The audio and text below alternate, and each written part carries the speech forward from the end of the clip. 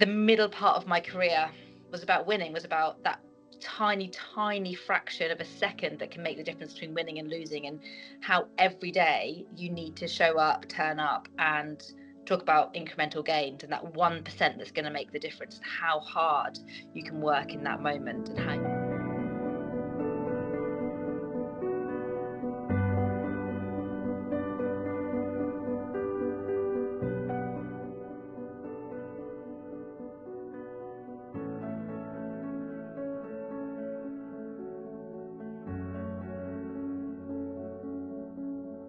yeah, I definitely think that mindset and resilience is something that can be trained. There's definitely something innate around a lot of athletes in their ability to kind of push themselves and to be the best they can be. But that winning mindset needs to be that everyday clarity of turning up every day and no matter what, knowing that end goal. So for me, it's something that I've really learned, really practiced. And probably for me, the biggest thing in terms of resilience has been learning really effective self-talk. Self-talk is a technique that I've improved and keep improving and will use all the way through my life, I think.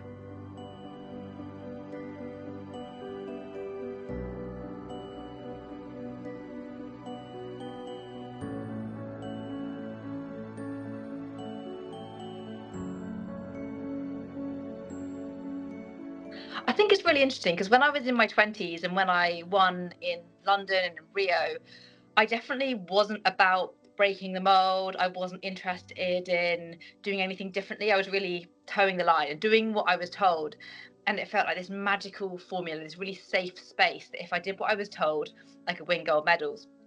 And then when I had a family, I think that really changed my mindset because I was suddenly presented with barriers and people telling me, I can't do this thing now, or that just isn't for you, or just this automatic assumption that my drive, ambition, my goals had changed because my life circumstances had changed. And actually, I found myself a more motivated person, a better parent, a more energized person when I had rowing running alongside family life. And so yeah, it was the first time actually, and I was probably into my 30s, that I actually ever considered challenging a system. And it's nothing, it's something I wouldn't have done when I was younger.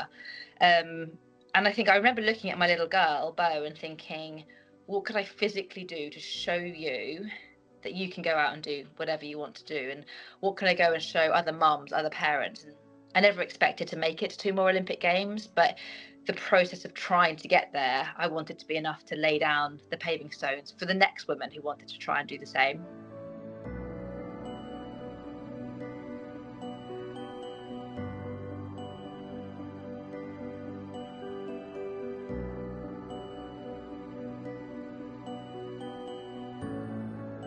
I always really strongly believe there was one definition of success, especially as the Olympian, getting there and winning a gold.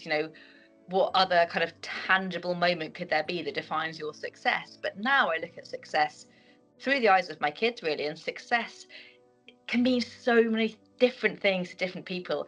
It could be finding something you love, it could be learning a new skill, it could be achieving something really personal to yourself that no one ever needs to know about. And I really think that for me, success is different every day.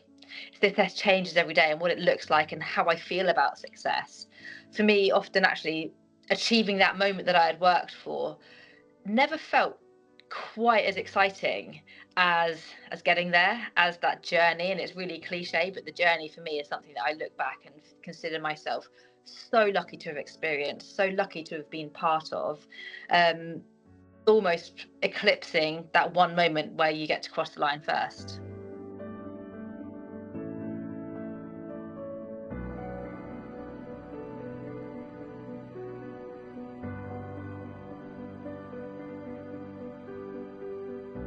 I think that the most fundamental thing around following your dreams, especially when you've had kids, is that you're never pigeonholed, that you don't do it to yourself, you don't limit yourself in your own expectations, but the people around you never just make assumptions.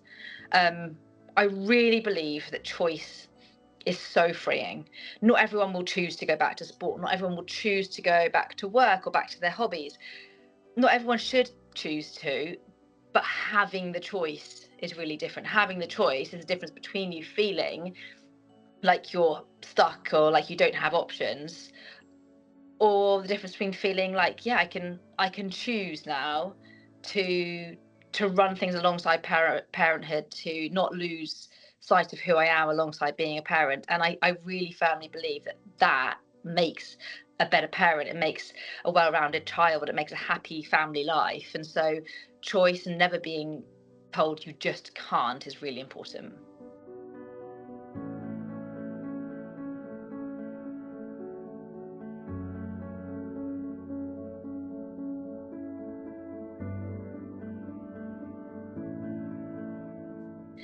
Yeah, I think after London, winning at a home games, being the first gold for Team GB, it seemed like this moment that was too big to ever be beaten. But for me, I knew I really wanted to go on and win again in Rio. It just felt like this. I had to back up that win with another.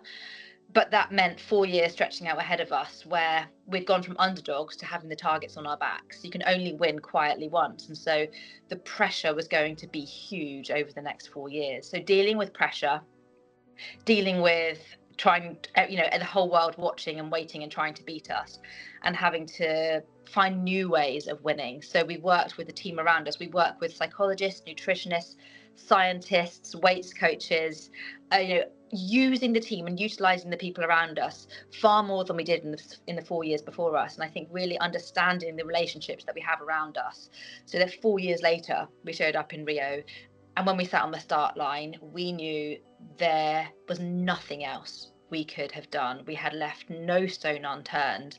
And that intense focus was something that I never had given anything in my whole life like I gave that 4 years. And so it really was about doing everything we possibly could, mentally, physically, and that teamwork and relationships with the team around us that was crucial.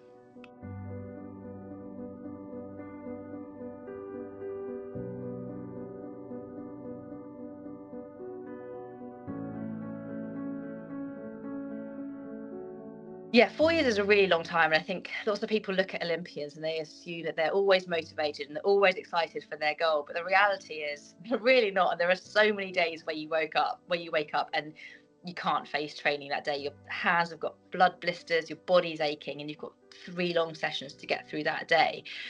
And I would always tell myself that while I've been sleeping, all my biggest rivals, the Australians, the New Zealanders, they've all been training while I've been asleep. And so when they go to bed, it's my opportunity to train harder than they have. So really that fierce competitive spirit is what kind of drove me over that 4 year cycle.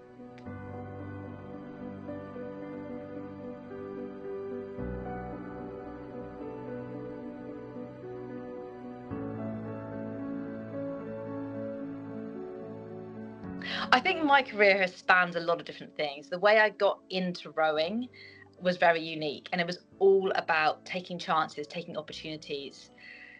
Then the middle part of my career was about winning, was about that tiny, tiny fraction of a second that can make the difference between winning and losing, and how every day you need to show up, turn up, and talk about incremental gains, and that 1% that's going to make the difference, and how hard you can work in that moment and how you can do that day in, day out. So it goes from taking chances to working hard and being the best in your field.